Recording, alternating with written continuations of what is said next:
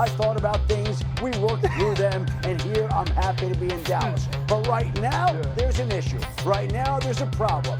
And RC can attest to that, I think. Right, RC? Yeah, I know a little bit about what's going on, Dan. It's just a broken relationship. Yeah. That, yes, money will solve, but I don't know if it's just going to completely erase him publicly coming out and notifying fans. I don't want to be here anymore. Well, listen, we're talking about Jerry Jones and Micah Parsons, sort of this back and forth, Mina, but this doesn't just affect that relationship. It affects this defense. What does this defense look like without Micah Parsons? It's not great. I mean, don't get me wrong. I actually like the pass rush depth they added around him. Dante Fowler Jr., Donovan Azaraku, nice mix of young and old. But I like them a lot better when Micah Parsons is being double teamed, on the way to the quarterback. And that's the other aspect of this. They have to get to the quarterback. Last year, when they got pressure, Dallas Cowboys defense was 11th in EP per play. When they didn't get pressure, dropped to 31st. Now, a lot of that had to do with injuries on the back end. They're still injured on the back end. There are still holes at the cornerback position. So I would say this defense is uniquely dependent on its pass rush. And, of course, Micah Parsons is one of the best pass rushers in the entire league. Yeah, I think for me, this is about getting Micah Parsons signed and also repairing that relationship, but repairing the locker room. There are players in that locker room that are watching the way you treat your star player, and he's going to go out and produce if he's paid, but it's not just about the money. But we do have some new news, though, right? Todd Archer, he tweeted that Micah Parsons is back in his jersey today. Micah Parsons in his jersey today for practice. Brian Schottenheimer said that he wanted everybody to look the same when asked about it before. What are we doing? Hey, he want everybody to look the same. Rules are rules. This is the way that things work. Hey, Adam, they got some more stories, and we're talking about hold-ins. Obviously, Trey Hendrickson is a hold-in with the Cincinnati Bengals, but also Terry McLaurin. What are you hearing about any movement on the contract? They're also at a standstill, RC, just like the Cowboys and Micah Parsons, just like Trey Hendrickson and the Bengals. The Commanders and Terry McLaurin have been unable to bridge their differences. We heard Terry McLaurin last week come out and issue a trade request, which he went to the head coach Dan Quinn with first to let him know that he would be issuing a trade request. That trade request has come. Like the Cowboys, the Commanders have no intention of trading McLaurin, but there is a standoff there in Washington, just as there's another standoff in Cincinnati.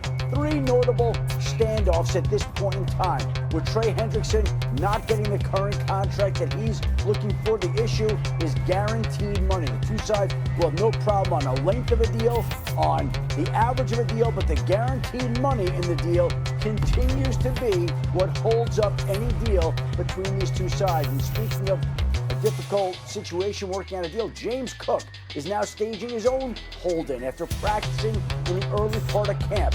He is seeking a contract from the Buffalo Bills, and right now he does not believe that he should be practicing.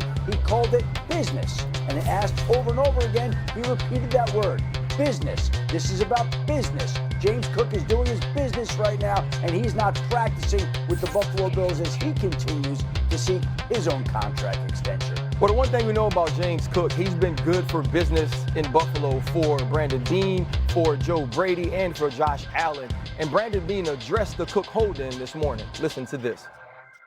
Yeah, it's not something we were fully aware of until, shortly before practice. And so I get it. I understand it's the world we're in, I guess. There's been constant communication with his agent, either with myself or Kevin Meegank and with Jimbo. And so, I wish we weren't here. This is my 9th season here. We've never had a player miss due to a contract or anything like that, so that's disappointing for me. Listen, guys, James Cook is a home run hitter, right? He rushed for 4 touchdowns of 40 yards last season, the second most by any player, only behind Saquon Barkley, and actually one ahead of Derrick Henry. And check this out, bro. Saquon and Henry were first and second in total rushing attempts last season, while James Cook was tied for 19th. Mina, when you look at James Cook, how much of a difference does he make versus the other running backs of the Buffalo Bills? I like the whole group, Ray Davis and Ty Johnson as well, but I think Cook is unique in his vision and his elusiveness, and that's captured in, to me, a stat He was contacted behind the line of scrimmage at the second lowest rate of any back in football last year, behind only Jahmyr Gibbs. Ray Davis was 17th. And I think that's really important because not only is he's a home run hitter, he helps keep this offense on time. Look, the Bills do not have a group of world beaters at receiver. They have an all-world quarterback, but they also have a dominant run game. And I don't like the idea of taking Cook out of this group because I thought he was exceptional last year, and you saw him really develop, particularly when it came to that vision. James Cook is the second most important person on this offense. Obviously, Josh Allen at quarterback is, and the unit of the offensive line, everybody's offensive line matters. But when it comes to the importance of somebody on an offense, he's the second most important player on their offense. And to Mina's point, we showed the stat, RCU talked about the home runs. The Bills don't have this unbelievably exotic run game. There's a beauty in the simplicity that they go through. And you know how comforting it is for Joe Brady to be able on first down to call some of those basic runs when they had 6 offensive linemen on the field, and him to look down at his call sheet and go, all right, I'm either calling 1st and 10 or I'm calling 2nd and 6. Yeah. You know, like there was very few negative runs, very few you missed the holes, very few you tried to do too much. And so that rare ability of you got us 4 because that's all that was there, or you got us 15, 20, 40, and you made it the last third of it on your own, that's unique. And I hope Buffalo gets this done because he is vitally important to that offense. But I think you mentioning that he was number 2 also alludes to the point that him being number 2 and being as good helped number 1, who is Josh Allen, be much better, much more efficient with the football as well. But Decision making, all of those things kind of go hand in hand. 100%. And one of those receivers that Josh Allen was throwing to was Khalil Shakir. Adam, he was injured in practice. What's going on there? Or see, he's got a high ankle sprain. They're saying he's week to week, but this is going to be a multiple week injury. And now there's a question as to whether Khalil Shakir will be ready for week 1 when the Buffalo Bills play the Baltimore Ravens, who have their own injury question to a skilled position player in Isaiah Likely, who's got a fracture in his ankle. And so there are questions about whether Shakir will be ready for week 1 against the Ravens. There are questions about whether Likely will be ready for week 1 against the Bills. Both teams have questions, but Khalil Shakir really has developed into Josh Allen's probably most reliable target, and now his status for week 1 is up in the air. Listen, he's such an important piece to that offense. That's why they signed him in this offseason. You hope he's healthy very early in this season. But guys, we're just getting... This jacket is a direct reflection of all of you who have poured into my life and in my career.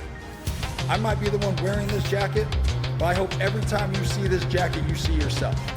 Had it not been for sports, I probably would never cross paths with half of you in here. And that's why sports is such a great reminder to us as humans that we're not divided as people may think. I'm deeply grateful for this incredible honor. We all share a deep love and respect for the game of football, and it transcends time and place. I'm not going to bore you with talks of the University of South Carolina because, well, without them, unlike Antonio Gates, I had to go to college and play football to have a chance to stay here. I just hope by watching me today, you understand that anything is possible. Not just in football, but in the game of life. As Charles Woodson would say, Raiders!